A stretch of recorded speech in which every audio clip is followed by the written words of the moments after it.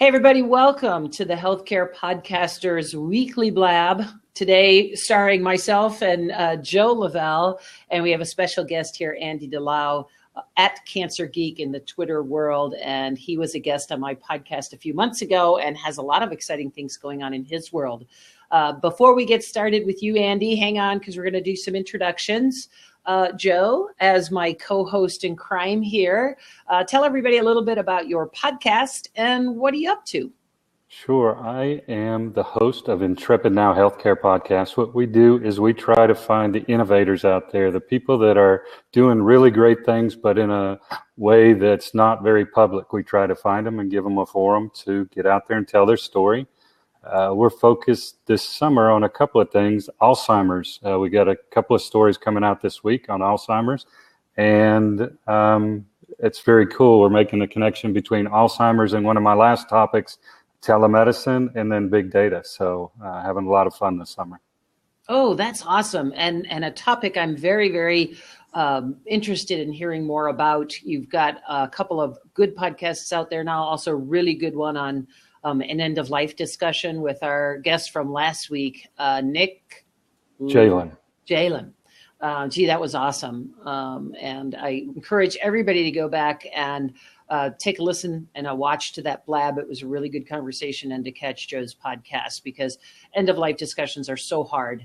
And this gentleman has actually invented a game that makes having discussions about really hard topics a lot easier.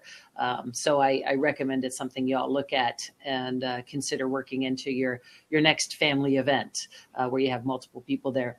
My name is Janet Kennedy. I am the host of the Get Social Health podcast, which is about social media and healthcare. But boy, if you have a Twitter handle, that's pretty close enough for me as far as whether you could be a guest or not. So I've talked to everybody from medical futurists like Bercy Mesko or Fard John Marr to active physicians who tweet, to nurses and to startups and hackathons and people with innovative ideas.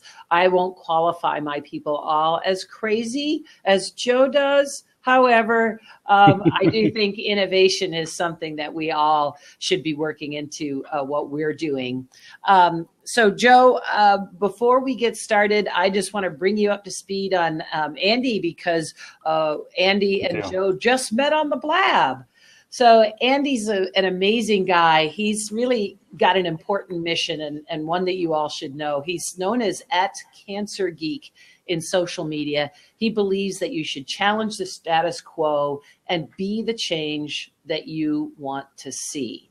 One of the projects that he's got going is a program called My Ideal Patient Experience. And he's actually doing that with a couple of folks who've also been guests on my podcast, Dr. Gia Sison and Marie Enos O'Connor. But he's also got a lot of other irons in the fire. So I want to hear all about what's going on in your world, Andy. So welcome to the Healthcare Podcasters Blab. Thanks for having me. I'm very excited to be here. And as you indicated before, it's a pleasure to finally be able to meet Joe as well. So I'm happy to be here and look forward to the conversation. Honestly, that's one of the coolest things about Blab is the ability to actually meet face to face. And indeed, when I actually did meet both Joe and Jared, one of our other co-hosts, in person, I didn't even do it's so nice to meet you because I already knew them so well. It was just like we finally got to have a drink together, but it was really a wonderful platform. So regardless of what Blab's up to, I hope we find something that is similar because the ability to engage with people face to face, I think, is really, really important. It is. It's very powerful. So I agree. Well, tell us a little bit about My Ideal Patient Experience, and then we'll jump into some of your other projects. Yeah, so My Ideal Patient Experience, as you mentioned, it's a partnership with a couple of other people. So Dr. Gia Sison, Marie Enos O'Connor, Andrea Borondy Kitts, Casey Quinlan, and then Stacy Tianov. And so what we did just about 2 years ago is I had a conversation with Marie in Janet Freeman Daily and basically said that, I've noticed that there's this trend where patients are being asked to conferences, but it's almost as a token invitation or kind of an afterthought. And I said, based from my experience and the things that I've done with building hospitals, cancer centers, working globally, I think there's a bigger opportunity where patients should be brought to the forefront, and we should really understand the problems and define them from their perspective. And patients should actually be seen as advisors, consultants, experts in healthcare. And accordingly, they should get not just the respect, but they should get the pay and the compensation and the other things that go along with that. And so last year, right before Thanksgiving, we came together. We launched My Ideal Patient Experience as a network, and we're actually going out there and making that change happen. Where are you making the change happen? So I would say the pinnacle just happened about a month ago. The American College of Radiology asked me to be their keynote speaker for the Moreton Lecture. And really what that was is it was the encouragement or the idea to radiologists to own their words and their story, because that truly shapes my experience as a patient, that shapes your experience, Joe's experience, and patients' experience. The problem is that we as patients, we rarely ever meet a radiologist, and therefore we don't really understand the value. So it was really about sort of this partnership between patients and radiologists and how we can sort of change this thing that we call value inside of healthcare. And I would say because of that, and sort of the great welcoming that the American College of Radiology has had, Dr. Jim Rawson is leading the PFCC, which is the Patient Family Centered Care Organization. They have multiple patient advocates and experts in all of their work streams and groups throughout the college. But then Andrea and myself were recently invited by Dr. Ruth Carlos and Dr. Bruce Hillman to become associate editors for the Journal of American College of Radiology. So I would say that, in a 12-month span, we've done a lot of work to sort of get this message out there. And now we're starting to see some progress and some change happen. You have a day job, right? I do. Oh my gosh, you're a busy guy. Yeah, I like to keep myself busy and keep innovating and pushing the envelope. So therefore, I tend not to sleep much, but I'm okay with that. Oh, that's so exciting. So I was going to say that, radiologists are the infamous man or woman behind the curtain. I mean, they're just like Oz with prognostications coming out. And I'm, curious about why they reached out to you, because it's so safe behind the curtain. Yeah, I would say a lot of it has kind of happened through the genesis of relationship building in social media. So Dr. Matt Hawkins and I formed a very quick relationship on social media, as well as a couple other physicians. And after meeting in person, they really sort of realized that based on the preview that I have and the experience that I have, that I understand the importance of radiology and pathology in sort of this change of healthcare. Because I think what a lot of us don't realize and understand is that the treatments, the medications, the options, all of that sort of begins and ends with radiology and pathology. The problem is that the surgeons, the primary care, the neurologists, the endocrinologists, the cardiologists, all of the ologists are the ones that tell that story to us. And so I think because of that conversation and that realization, and my ability to articulate it, that they said, hey, maybe there's an opportunity and maybe the time is right that we have someone help us lead this change and realize that our words matter and we need to own this sort of place inside of healthcare. But are you saying that radiologists are actually wanting to step forward and interact more directly with patients? Or is that the message you want to deliver to get them start thinking about it? I think it's a little bit of both. I think there's certain parts or certain specialties within radiology that is part of their normal daily life. If you're a mammography radiologist, so you specialize in, breast imaging, you're used to having that conversation. If you're an interventional radiologist, you're used to having those conversations with patients. I think it's sort of the general radiologists that tend to sort of, sit behind their computer and read images. And I don't necessarily think it's because it's their choice. I think it's because all of the pressures with, reimbursement, it's productivity, it's all of these words that we use from an industrialized medical complex that they sort of fall into becoming a cog in the wheel. And so my message to them was, hey, we all have a choice and you have the ability to connect. So take that opportunity and connect as much as you can.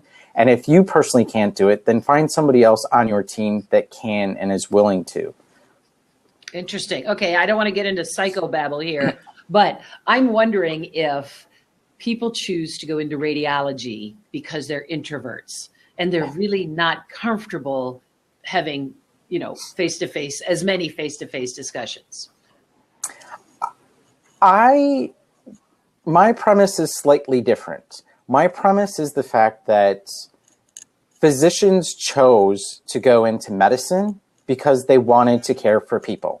Now, granted, as they get into their specialization and subspecialties, maybe some of that diverges a little bit, but I think at the core of all of us, we want to know that we have a profound impact on other people. And so what I did is I fundamentally highlighted that need and that rationale, the why we went into medicine. And I think fundamentally, everyone realizes that. Now, granted, it doesn't matter if you're a radiologist, a surgeon, a nurse, a medical lab technician.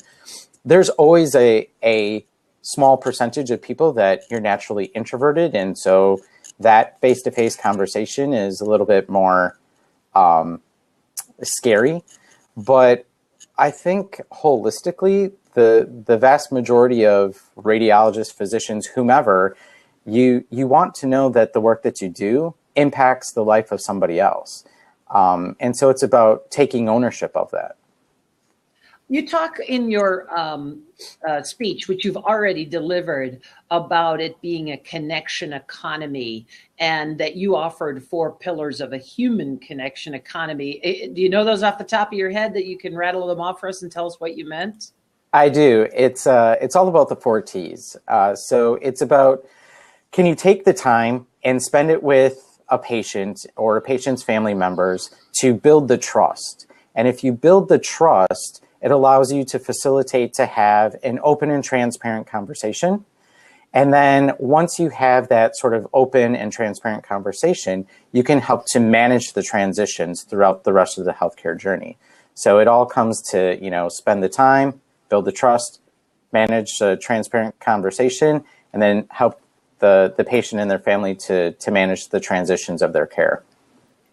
That's excellent. So what was the result? What were people coming up to you and saying after the lecture?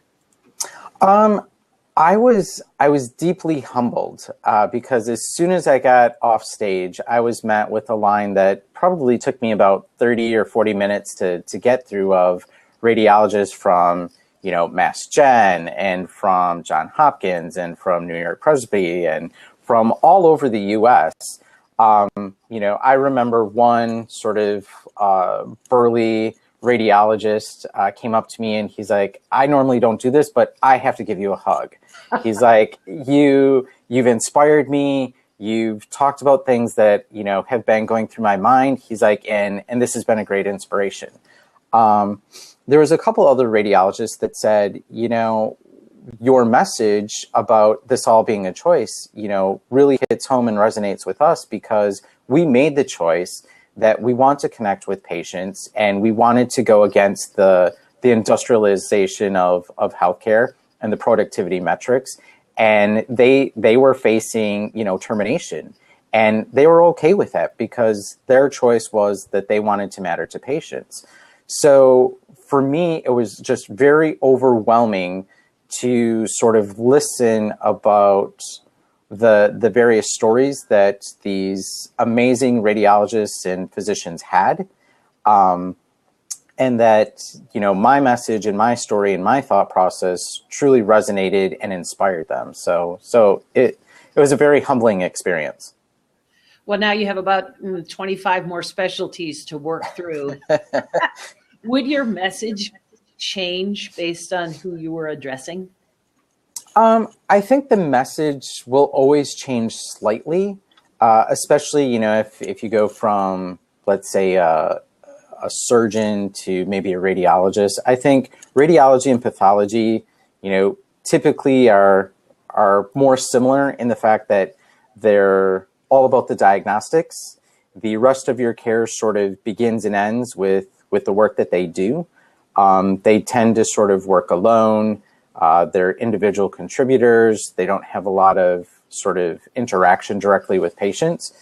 But I think when you get into, the ologists, the endocrinologists, the cardiologists, the neurologists, the nephrologists, I think it's a slightly different take on the message. I think it's all about really sort of understanding that connection between each patient that you have, that it is a decision. And the more that you sort of, take the time, build the trust, have a transparent conversation, manage the transitions, that it's about delivering that care at the N of 1 and about delivering what my ideal patient experience is or what yours is or what Joe's is. Andy, I drank the Kool-Aid at HIMSS 2015 with, I interviewed e-patient Dave and Regina Holiday 40 minutes apart. And by the end of that, 2-hour stream, I was standing on the table, screaming, why aren't there patients here? We can't just bring every patient from a hospital. How do we identify the people that are going to be great at speaking? Because it's not just that we need patients roaming the halls at HIMSS. We need them to speak and to really, be thought leaders and I don't know what the right word is, but effective presenters of what their problems are so that the people at HIMSS can hear that and then react and solve problems based on it. Yeah, I think that there's some natural, advocates or e-patients like e-patient Dave and Regina Holiday, Janet Freeman-Daly, Casey Quinlan, that because of their work and their advocacy and sort of their expertise prior to sort of becoming a patient, I think sort of enables them to make that transition easier. One of the things that we're trying to do with the My Ideal Patient Experience Network is to give those tools and to help educate other patients that have valuable stories on how to tell those stories and become good presenters and being able to take those messages, whether it's to HIMSS or ACR or ASCO or other types of conferences, to really sort of understand what are the meaningful topics for those conferences, and then helping them to sort of articulate and translate those stories and those conversations in meaningful ways. That's a great effort, or a great way to go about it. I think the other way, although what I said before is we do need people speaking, there's room for hundreds of patients to go into vendor booths, and just ask questions. Why is your system designed like that? Why does your user interface work like that? We've never had that kind of questioning from a patient perspective. You get it from the IT guy's perspective, or maybe a CIO's, or maybe even a marketing person's perspective. But for years and years, and I've gone to HIMSS for over 20 years, we're just now hearing about patients coming to HIMSS and to other conferences. Okay, but I have to do. You can as a patient. Yeah, but I think. Okay, go ahead. You have more?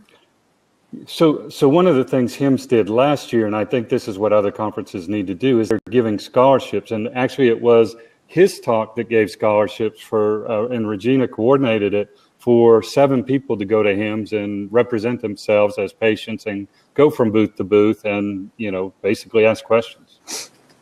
But we need those kind of scholarships because it costs, $1,000 to go to HIMSS just to get in, much less to fly there and stay in a hotel and that kind of thing. Mm-hmm.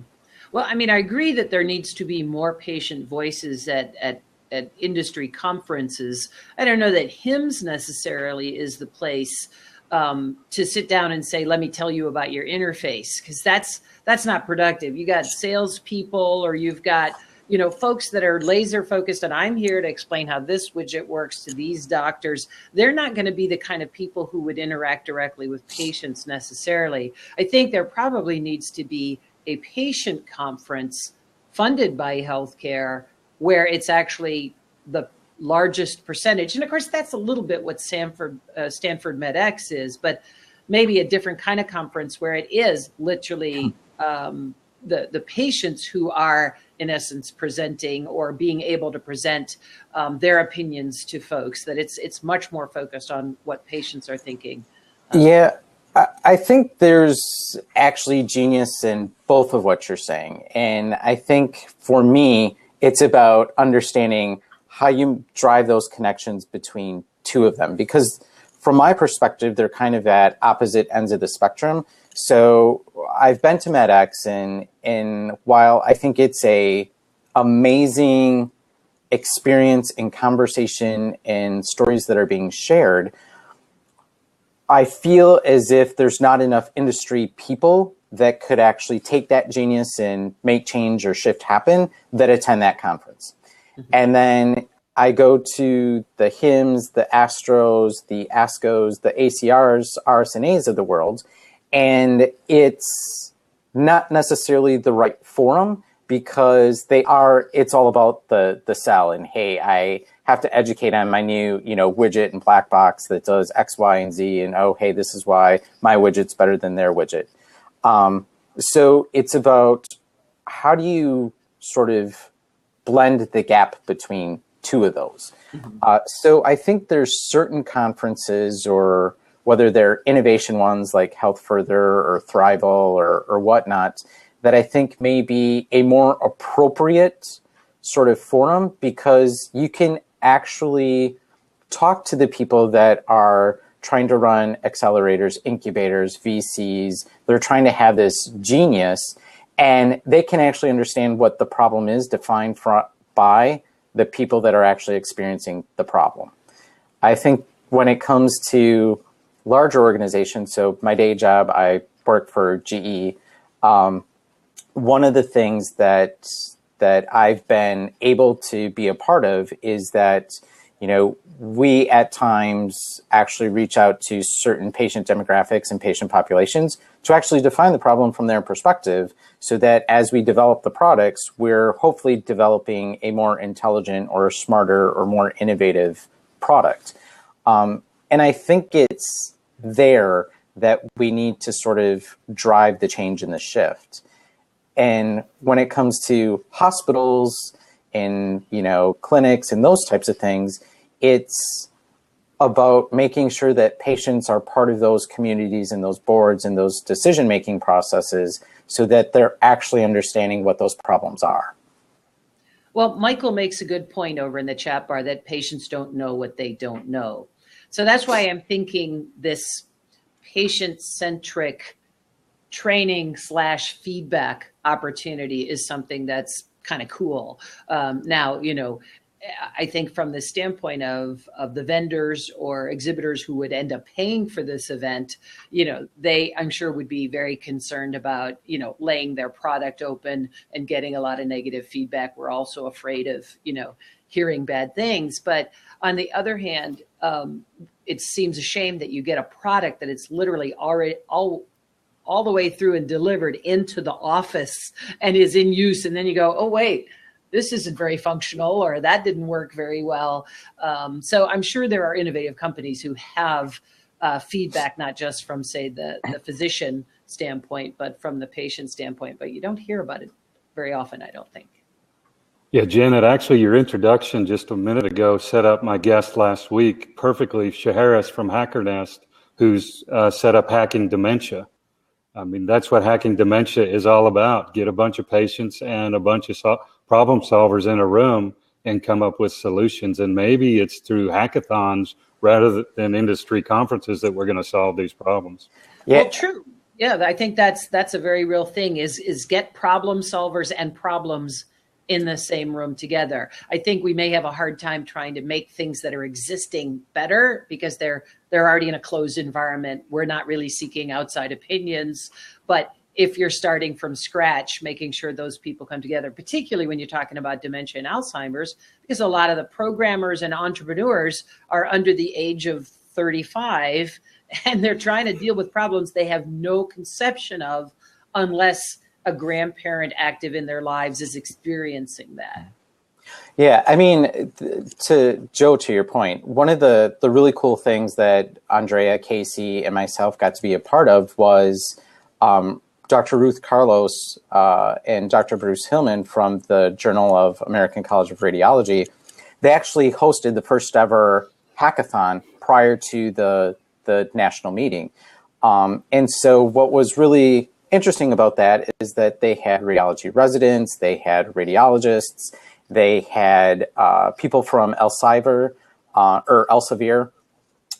they had people from the journal, they had patient advocates, they had coders, they had designers. And so we locked ourselves in a room for the weekend and we actually said, hey, how do you open up peer-reviewed medical literature to the masses?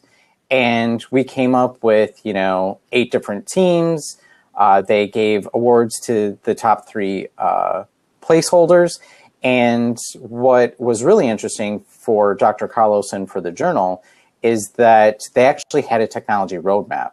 So if you flipped the order of, 4th, 3rd, 2nd, and 1st place, you could actually see that, hey, this is our technology roadmap, that if we wanted to open up the medical literature, this is what it would look like. And so I think it's having great physicians and great leaderships in some of these, professional organizations and associations and conferences saying, hey, you know what, I think there's an opportunity to innovate, to change, and let's put something together that allows that to happen.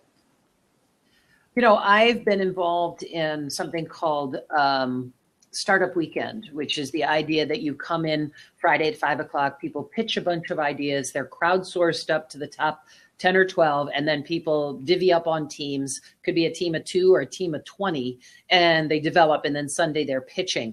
So we've, in the Triangle area, which has a very strong startup and entrepreneurial community, we've actually held a couple of health-focused startup weekends. And we also had another hackathon whose focus was to create something to support the caregivers of people with dementia. And so both of those actually I covered in a previous podcast. So there's definitely discussions going out there. And I have to tell you, they're not expensive to do because you'll find universities or hospital systems that have the kind of space will donate space. You'll find all kinds of people very eager to donate food at a lower cost. I mean, we've put our events on here for about $12,000 to $15,000. And you don't have to fly people in from all over the country. Just do it in Boston and do it in New York and do it in Raleigh, do it in whatever. Because really, when you get more than 100 to 120 people, you end up with something that's just very hard to manage. You really want something that's a little bit tighter. Well, there are specialists, experts, and enthusiastic people in every market in America. So let's do a dozen of them, and then we can find local patients, local physicians, local entrepreneurs, local programmers to come together. Yeah, I completely agree. And I think what's really good about that is that that's the way healthcare is. Healthcare, it's all about local. It's think global, but you have to solve locally. And so when it comes to being able to have, hackathons, innovations, different things like that, whatever you want to call them, I think the more that you have in various parts of the US or the globe, the better sort of things that are generated from them, because again, healthcare is all local. So there's differences between the problems. And I think you need to train people to think in someone else's mindset. So for physicians, they need to be thinking from a patient perspective. Patients do need to understand that all of this is driven by a business model. And as wonderful it is to provide free healthcare, that's not the environment we're in, but how can we maybe solve problems in another more creative way? And that entrepreneurs need to have a sense of, great that I'm the super coder, but I've got to solve these problems that, real people have to use, people who might have disabilities or mental issues. So, by getting all these groups together, the empathy alone is going to make everyone a little bit better at what they do. Yeah, exactly. I mean, I think that's where it, sort of all starts from is beginning with that empathy and being able to walk in somebody else's shoes. And I think the better we are at storytelling from each of our perspectives, I think that's where the golden opportunity resides. Mm-hmm. Indy, you mentioned the group that you're working with. How can others get involved with what you guys are doing? I think it's, pretty simple. People can send us a message, either, at Cancer Geek at My Ideal Patient Experience. They can actually go to the website and they can join the newsletter. They can send us a message. And the more people that we get, I think the better off it is. And so that's what we're really looking at doing right now over the course of the next 12 months is to expand that network. So patients, if you have a story, if you have an experience, please come out, connect with us. We'd love to bring you into the network. That's awesome. Well, Andy, how are you juggling all of this? And I know you've got some awesome team members. So how are they engaging in helping make this a collaborative thing? Yeah, so it's really become the power of conquer and divide. So Marie is a great marketer. So she really has been taking over that aspect of it. Casey, because of her great sort of broadcasting and entertainment experience on the back end, she's been able to sort of take over a lot of the web portion and the posting, keeping up the updates and creating the emails and different things like that. Andrea's been able to sort of help with some of the other business aspects of it. And then Janet and Stacy have sort of really helped me sort of keep focus on doing the portion that I need and then helping me to delegate the rest of the work to the rest of the team. And I think, that's probably been my biggest thing over the last 6 months is being able to be a better delegator and not having to own everything myself. And so I'm very fortunate to have such a great team. And, I think proactively with all of us, we've got this great sort of trust between all of us that independently people can make decisions and we know that it's for the best interest of the entire organization. All right, but let's clarify. This is not a nonprofit organization. So how does your business model work? So I think it depends on what the different topics are. At the end of the day, it's about making sure that patients are seen as the experts. And so when patients have the opportunity to go to organizations and either speak at a conference or be part of the advisory boards that happen or be a consultant, they get paid accordingly for it. And so it's very transparent. We've sort of worked up the different models to say, hey, if this is what it looks like, this is the portion that you get. And then this is kind of how it gets divvied up amongst the rest of the people. And I think from my perspective, it's about making sure that the company has enough money to keep itself going, but making sure that the people that are really getting the pay are the people that are doing the work. Mm-hmm. That makes sense. So what's the ideal client for your group then? I think the ideal client is probably the one that has the executive sponsorship to actually make change happen. Mm-hmm. I've done consultancy work for a lot of years. And what I've realized is there's a difference between the consultant work that you do that actually makes change happen versus you give some recommendations and a plan together and then it sits and collects dust on somebody's shelf for 5 years.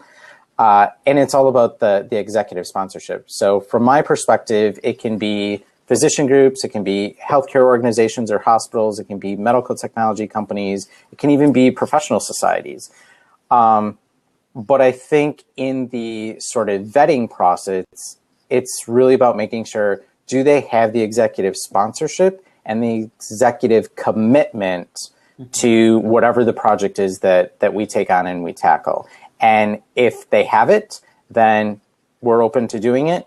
And if they don't, then I have no problem sort of stepping away from the work.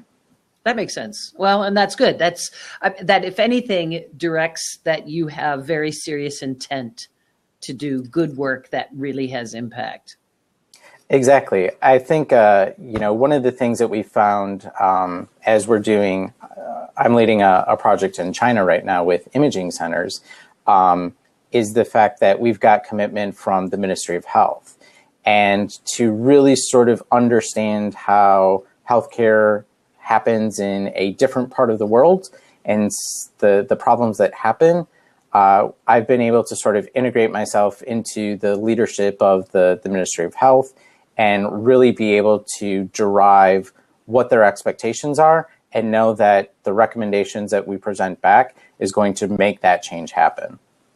Oh, that's very cool. So how do you get a project in China? It's one of those crazy things. It's about being at the right place at the right time, I guess. For the last probably 2.5, 3 years, I've been working with different investment teams on different projects in China. And I just happened to be at dinner one night, happened to be talking to a leader of one of the health communities in Qingdao. He connected the dots to the leadership of the Ministry of Health. That sort of led into other conversations. And next thing I knew, I was talking to the head of Ministry of Health in Shanghai and saying, hey, we've got this access problem when it comes to imaging. Can you help us? And so it's just sort of gone from there.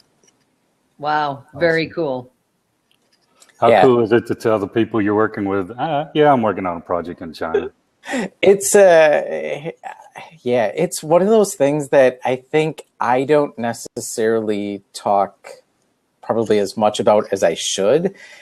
But I get into conversations and, I'll just kind of like mention it like, oh, hey, yeah, by the way, I'm also, working on building, imaging centers or 20 cancer centers in China. And they're like, wait, well, what is that? Like, tell me more. Yeah. Yeah, I'm trying to organize people getting together for coffee, so it's a little bit different. Well, that's very, very cool, Andy. And from the standpoint of actually running the business, is that something that's on your plate right now, or is it you're learning that delegation thing, so it's a shared responsibility? Yeah, I think because I am sort of vested in so many different projects. I think with my ideal patient experience, it's really taught me the power of delegation.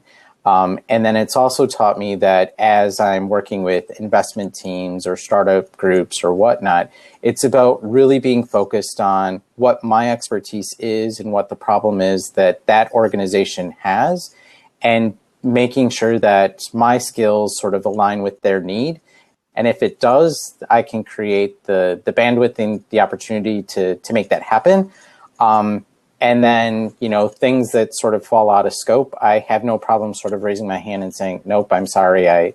That's not part of why I'm here. Mm-hmm. Oh, that's amazing. Well, very exciting news going on in your world. Is there anything in particular you'd want to share with anybody about your projects or your company? I would say that, the first one is if you're a patient, if you have a story, if you're looking to sort of join and make change happen, please feel free to reach out and connect with us. The more patients and stories we have, the better off it is.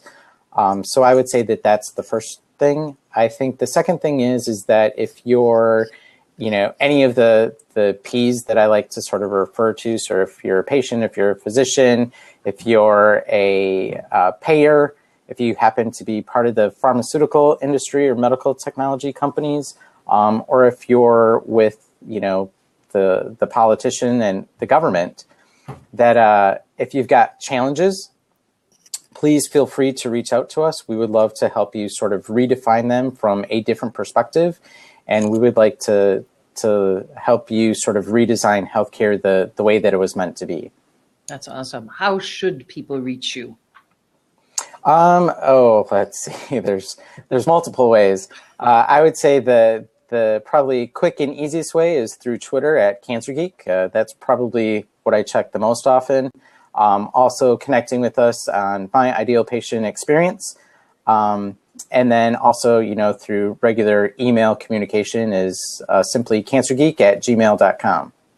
Cancergeek@gmail.com. Okay, everybody, make a note and reach out. Well, I can't tell you how exciting I think your project is, because the patient voice is, as Joe mentioned, it's one that needs to be present in the conversation, but it has been mostly an afterthought.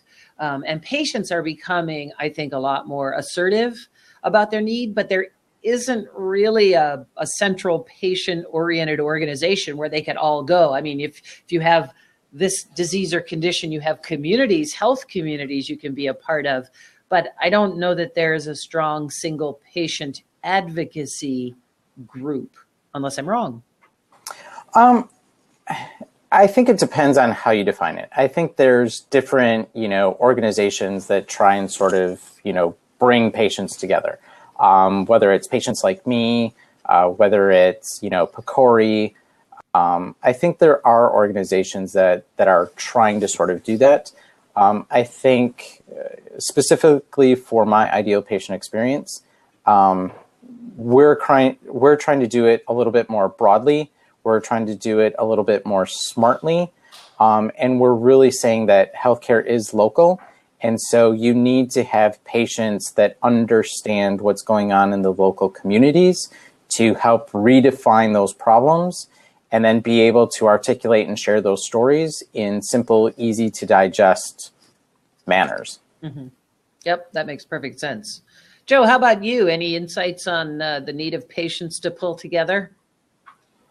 What I would say is all three of us are patients. Anybody who's listening or watching is a patient, and we all have stories. And unfortunately, not too many people are going to say, I had such an incredible experience with my gallbladder surgery or my trip to the ER. It's mostly negative. It's mostly hassle, unintended barriers that you didn't know you had to overcome, costs that you didn't know were going to be there. So there's lots of opportunity for sure. But I think to your point that you were making a while ago, Janet, we can get a national group to advocate, but it's not going to change the structure of local healthcare. And the fact that when my primary care doctor, last year at 49 years old, said, Joe, based on all these things, you need to go get your colonoscopy this year instead of when you're 50. I go through 3 months of rigmarole to get scheduled with the person that does that. And then a day before they say, you can't come do this because Blue Cross Blue Shield isn't going to pay unless you're 50. Mm-hmm. I didn't care. I would pay. No, you can't come. And, that's just one patient's story that will happen to me last year. Everyone's got a story. I think we have to share them because, we're getting to the point where we are mad as hell and we're not going to take it anymore. And from before Obamacare, when I paid $450 for health care for my whole family, and I might get a deductible every now and then for $25 or $50, that was great. Now I'm paying $2,100 a month for my whole family, and my deductibles are $300, $350 a month. Yeah, I'm paying for my own health care. Mm-hmm. And, what insurance is covering anymore is, nothing. And as we've gone that far that fast, it's not going to be that much longer before, I'm not sure what insurance companies are going to be doing for us. Processing claims, for us to pay our own bills, I guess. Well, that's and then when we do that and we're paying those costs, we're not going to pay $75 for an aspirin and and a gauze pad. Well, that also speaks to why physicians are so upset about being reviewed like they're a restaurant. But indeed, if we're now paying a bigger part of the bill, that's really what will make patients better advocates, is when it's coming out of their own pocket. When it was much more covered and copays were smaller, they probably weren't as worried. But now that it's, much larger chunk is coming out of our own wallet, we're pushing back and saying, do I really need that? And why did I need that? And those stories of, somebody who, I'm not sure whose podcast or Blab I heard this on, but it was a patient who very carefully vetted out every cost related to his procedure. And then there was some kind of flyby physician who, when he was out cold, walked through the operating room and suddenly he got a bill for $100,000. What? He didn't ask for that. He didn't authorize that. Some guy did a flyby and he got this wicked huge bill, which, and in principle, it turns out the insurance company paid. He didn't want to pay them and he got sued for not paying them.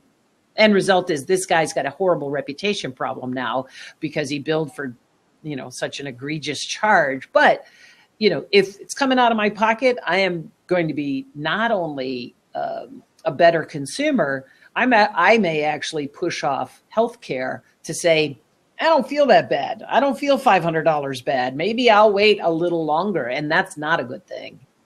Yeah. Yeah. I mean, it was interesting. About a week and a half ago, I had a slight mishap and ended up going to the ER and, cut my finger and, went in. And it was interesting because the ER physician came in and kind of looked at it and wrapped it back up and came back in, and he's like, well, I don't think you need stitches. I think I'm going to, use glue. And I asked him, I was like, well, what is the difference between the charge? And he looked at me and he's like, what? And I was like, well, what is the difference between using medical grade super glue or using a stitch? And he's like, I have no idea. And I was like, well, what if I want to know that? And he's like, poor guy, like it's 11 o'clock at night. He's like, okay, why is this young punk asking me these questions? But it's those types of questions that as we become sort of more hip to the game and aware of like what questions to ask when, that I think is going to sort of flip some of this stuff inside of healthcare. And I think, part of it is that there's a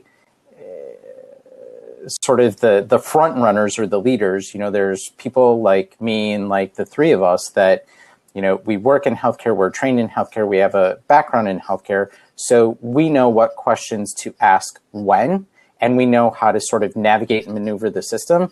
But the vast majority, the other 80% of people out there, they don't realize that. So it's our job to sort of lead, educate, help with that literacy.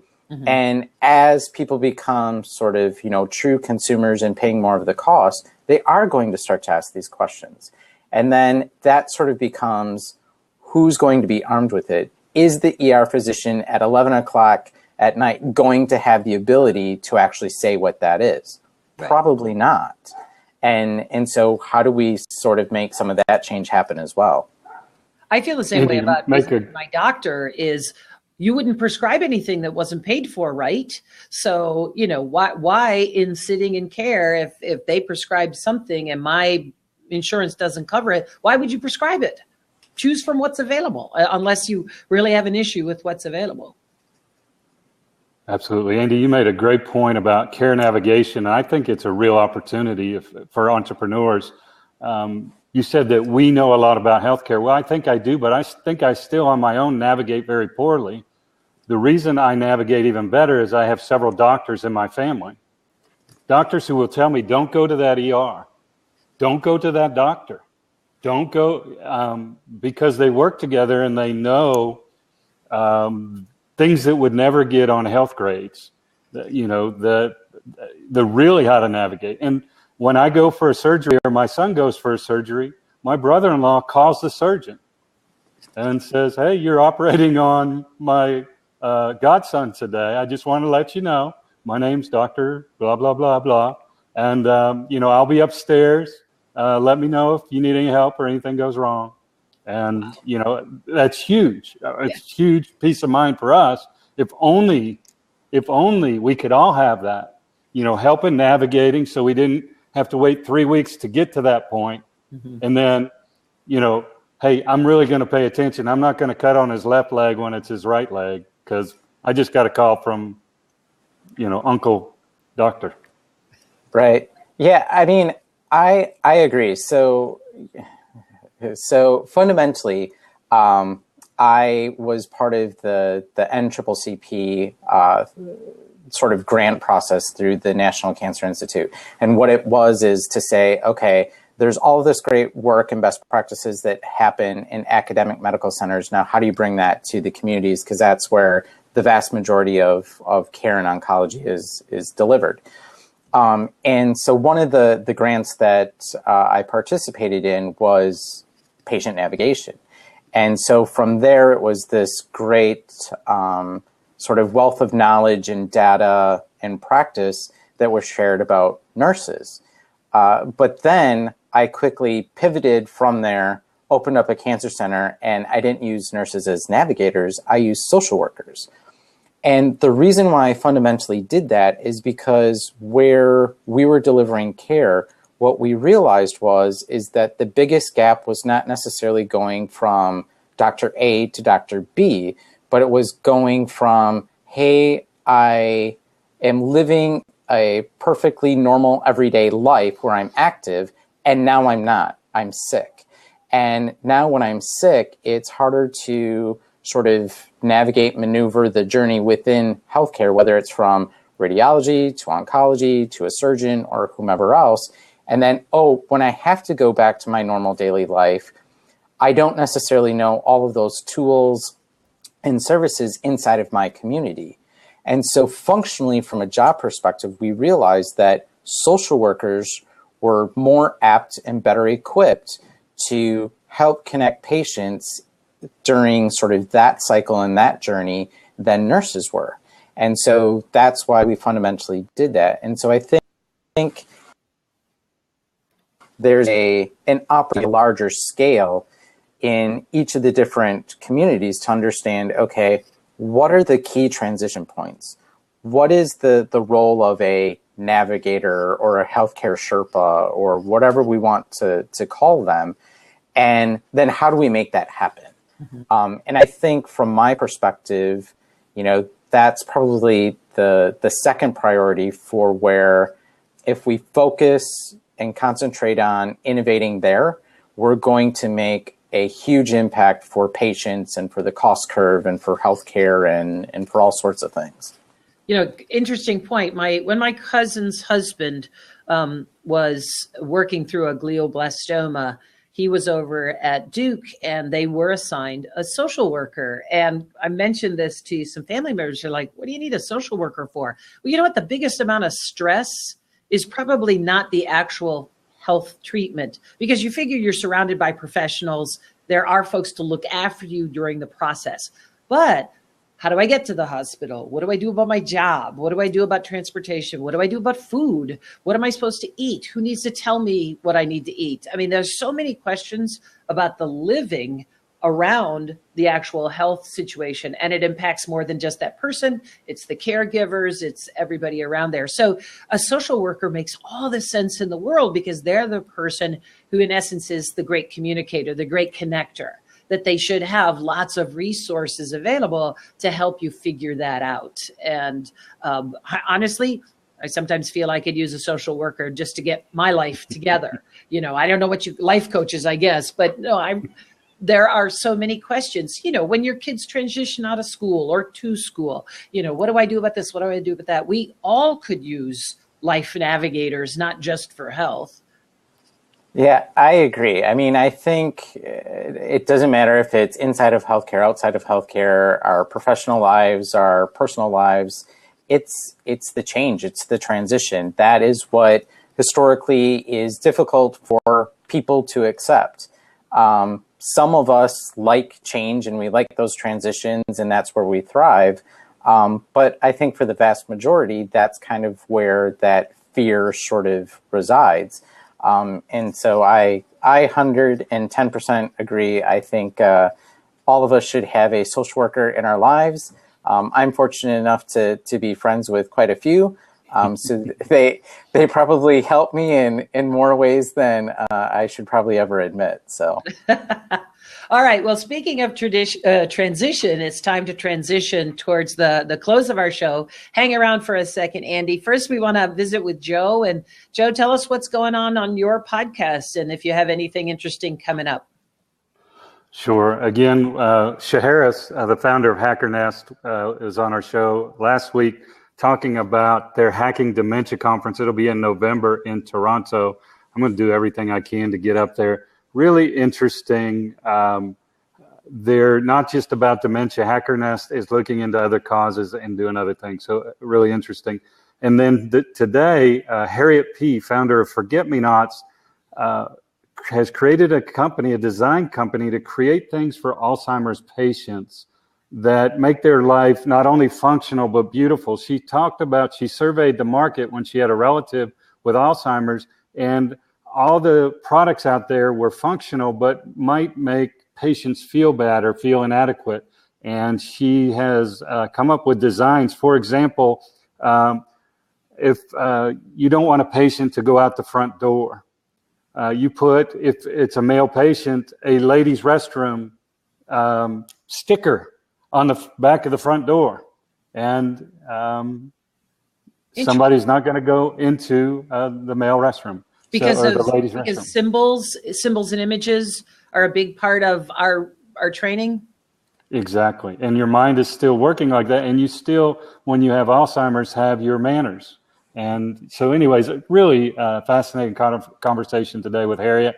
We've got two additional in the next week coming out. One with a nurse who's created an interesting program at a senior care living center, and one with a physician who treats Alzheimer's and dementia patients. So a lot of good stuff on Alzheimer's this month. Very cool. Coming up for me tomorrow, I have a conversation with Michael Spitz of Click Health. He's the VP of Digital Strategy, and he's got some real insights into how the new technology trends are impacting healthcare. In particular, we talked a lot about chatbots, or at least we talked about talking about chatbots, and then we finally got to it at the end of the interview because I had so much I wanted to ask him. Also coming up, I'm going to be interviewing Dr. Tom Giannulli of Cario Health. We're going to be talking about small healthcare practices and tools to aid them in doing a better job, as well as their new marketing platform that they just launched. And then also coming up in Chapel Hill, North Carolina at the end of July, there's going to be a Serious Games conference, which I'm really excited about. And there's a huge section all regarding healthcare games.